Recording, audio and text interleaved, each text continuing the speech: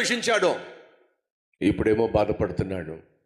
ఒకప్పుడు నాతాను దావీదును చూసి మెచ్చుకున్నాడో ఇప్పుడేమో నొచ్చుకుంటున్నాడు. సహోదరి సహోదరులు, ఒకప్పుడు నీ భర్త నిన్ను చేసుకున్నందుకు బహుగా సంతోషించాడేమో, కానీ ఈరోజు చేసుకోక నీలాంటి దాన్ని చేసుకొని నేను నరకం అనుభవిస్తున్నాను ఏడుస్తున్నాడేమో. ఒకప్పుడు నీ భార్య నిన్ను చేసుకున్నందుకు ఎంతో సంతోషించిందేమో. చాలామందికి దొరకని మంచి భర్త నాకు దొరికాడు, చాలు నా జీవితానికి అని చెప్పి చాలా సంతోషించిందేమో, కానీ ఈరోజు నిన్ను చేసుకున్నందుకు ప్రతి దినము ఏడుస్తుందేమో. తమ్ముళ్ళు చెల్లెళ్ళు, 10th క్లాస్లో మీకు ఫస్ట్ క్లాస్ మార్కులు వస్తే అమ్మ నాన్న చాలా సంతోషించే స్వీట్లు పంచారేమో, ఘనంగా నీ గురించి చెప్పుకున్నారేమో, కానీ ఈరోజు డిగ్రీలోకి వచ్చిన తర్వాత అన్ని సబ్జెక్టులు ఫెయిల్ అయిపోయాం. ఎందుకు ఫెయిల్ అయిపోయాం? ప్రేమ పిచ్చిలో పడ్డాం. ఎందుకు ఫెయిల్ అయిపోయాం? అల్లరి చిల్లరిగా తిరుగుతున్నాం. ఎందుకు ఫెయిల్ అయిపోయాం? తప్పుడు స్నేహితులతో తప్పుడు పనులు చేస్తూ కాలేజీకి వెళ్ళకుండా చదవకుండా అన్ని ఎగ్జామ్స్లో ఫెయిల్ అయిపోయాం. అమ్మ నాన్న ఎవరైతే నిన్ను చూసి 10th క్లాస్ చదువుతున్నప్పుడు ఫస్ట్ క్లాస్లో పాస్ అయినప్పుడు స్వీట్లు పంచారో అదే అమ్మా నాన్న ఈరోజు ఏడుస్తున్నారు. ప్రభువా, నాకు ఒక కొడుకుని అయ్యా అనంటే దేవుడు నిన్ను బహుమానంగా ఇచ్చాడు. నువ్వు పుట్టినప్పుడు ఏ తండ్రి అయితే ఏ తల్లి అయితే ఎంతగా సంతోషించారో అదే తల్లి అదే తండ్రి ఈరోజు నువ్వు పుట్టినందుకు ఏడుస్తున్నారు.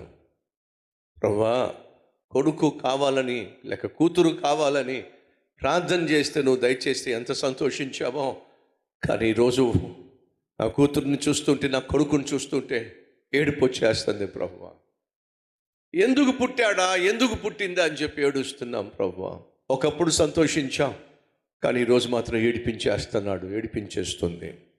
ఈరోజు నీ జీవితం అదేనా? ఉద్యోగం వచ్చినప్పుడు ఉద్యోగం ఇచ్చిన వారు మొదట్లో బహుగా సంతోషించారు. భలే మంచి ఉద్యోగస్తుడు, భలే కష్టపడి పనిచేస్తున్నాడు అని చెప్పి ఉద్యోగం ఇచ్చిన వాడు చాలా సంతోషించాడు, కానీ ఈరోజు సోమరోడ్లాగా తయారయ్యావు. బాధ్యత లేకుండా జీవిస్తున్నావు, వేలాపాల లేకుండా ఉద్యోగానికి వెళ్తున్నావు.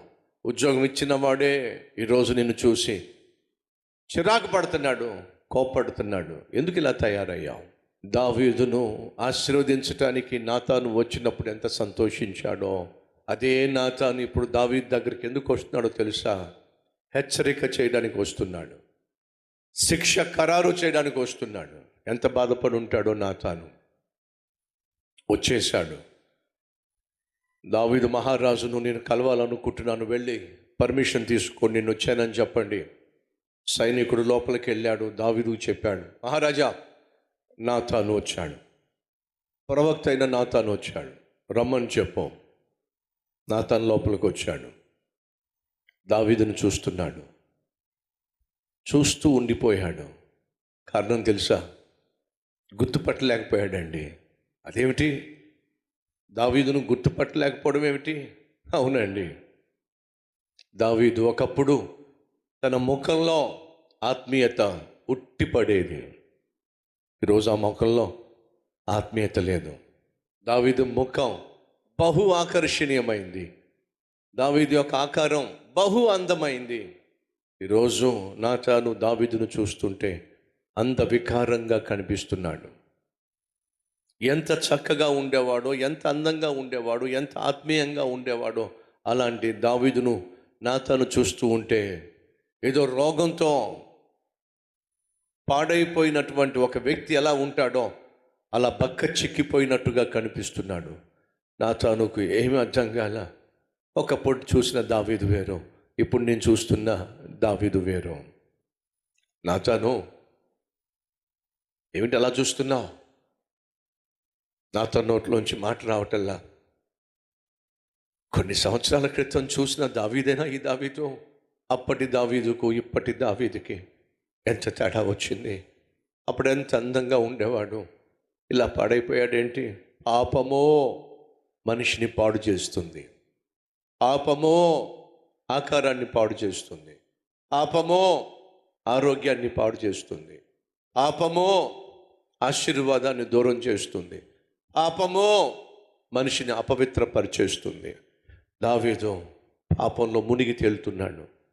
నాతాను వచ్చి, దావీదు ఒక విషయం చెప్పాలి, చెప్పు.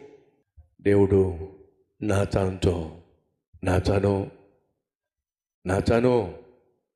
ఏంటి ప్రభువా? దావీదు భయంకరంగా ఏడుస్తున్నాడు. అవును ప్రభువా, గుండెలు బాదుకుని మరి ఏడుస్తున్నాడు. చూస్తున్నాను ప్రభువా. నాతాను, దావీదు ఏడుస్తూ ఉంటే నేను చూడలేకపోతున్నాను. నువ్వు వెళ్ళి దావీదుకు చెప్పు. ఏం చెప్పమంటావు ప్రభువా? నేను దావీదును క్షమించేశానని చెప్పు. దావీదును బ్రతికిస్తానని చెప్పు.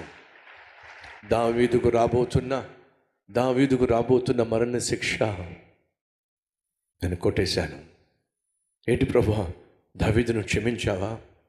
కన్నీళ్లు కార్చాడుగా, ఏడ్చాడుగా. క్షమించేశా, వెళ్ళి చెప్పు. పడి ఏడుస్తున్న దావీదు దగ్గరికి వెళ్ళి నాతాను బహుశా భుజం మీద చేయేసి, దావీదు చూసుంటాడు, ఏమిటి నీకు శుభవార్త, చావబోయేవాడికి శుభవార్త ఏమిటి? నువ్వు కన్నీళ్లు విడవడం దేవుడు చూశాడు. నీకు రాబోతున్న మరణ శిక్ష దేవుడు కొట్టివేశాడు. సహోదరి సహోదరులు, మనం పైనుంచి ఊడిపడలా. ఎన్నో తప్పులు చేశాం, తప్పులు ఒప్పుకోకుండా దాచిపెట్టేశాం. పశ్చాత్తాపడితే ఈరోజే నా ప్రభువు నీ మీదకు రాబోతున్న శిక్షను కొట్టివేస్తాడు. నీ